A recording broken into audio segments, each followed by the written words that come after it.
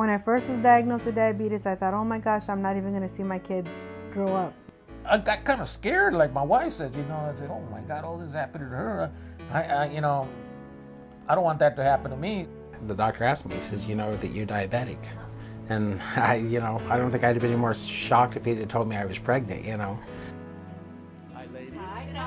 It took great vision on the part of El Rio's chief clinical officer and staff to develop an innovative program that would become a national model for treating patients with type 2 diabetes.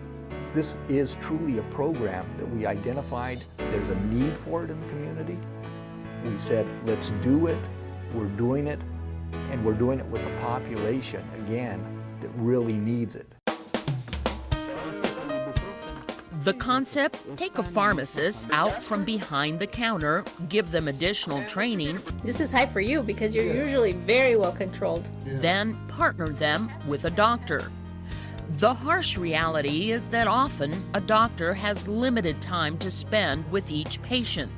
With the El Rio pharmacy-based diabetes program, a specially trained pharmacist works together with the doctor to provide care. Clinical pharmacists are truly pharmacists that do residency programs, who are taught how to do physicals, who are taught how to examine patients. These are individuals who can prescribe medications, unlike regular pharmacists, and who work within our system working from protocols in order to be able to deliver direct services. Stay away from fried foods, right? Fresh fruits and vegetables. Now, it's rare that Dr. Renteria from the El Rio Pascua Clinic can get out and spend time just talking with the people he treats. During clinic hours, there is no time for socializing. They generally get about 15 minutes with me, to be honest with you. They get an hour with her. So she can go into depth, spend a lot of time, and then she and I, after that, will talk together and manage the patient together. El Rio has 26 pharmacists. 5 are specially trained as clinical pharmacists. The end result?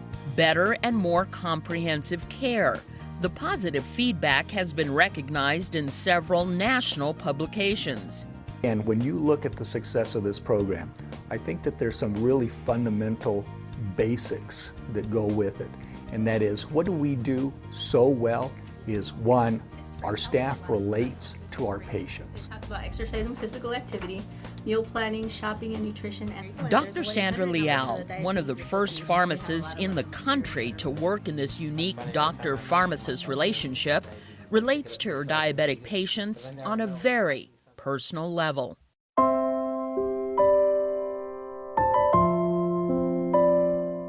I feel very sad that my father developed diabetes, and he was very well controlled when he died. But I think it was just a little bit too late. Like, I wish I would have had the opportunity to intervene much, much sooner. She couldn't save her own father, but Dr. Leal takes great comfort knowing that the pharmacy-based diabetes program pioneered by El Rio is saving lives. Oh boy, without El Rio, I don't know what I would have done. I really don't. I mean, it's kind of a scary thought in one way, Kevin is a retired railroad worker and the sole caregiver for his 85-year-old mother. They are both on fixed incomes. With El Rio's help, he has lost 70 pounds, eats right, exercises, and is off insulin shots. He says he must stay healthy, if not for himself, then for his mom, who was always there for him. Always, no matter right or wrong. She was there to bust our butt. She was there for support, love, so that's the least I can do, very least I can do. Well, it takes us about 45 minutes to go up and down that road, by the casino. Mm-hmm. And for the Peñas, a husband and wife, both with type 2 diabetes, well, they too credit El Rio's pharmacy-based diabetes program for helping to save their lives. She asks me questions and she listens, and then she gives me a lot of feedback. If you can save someone else's father, isn't that a kind of a neat thing? It is, and just the simple interventions you make. When you see that you make an intervention and a person has a better quality of life. When I see somebody who's better controlled and I ask them, did you sleep better? oh my gosh, I slept so much better. Even just that little simple change in their life is so much better.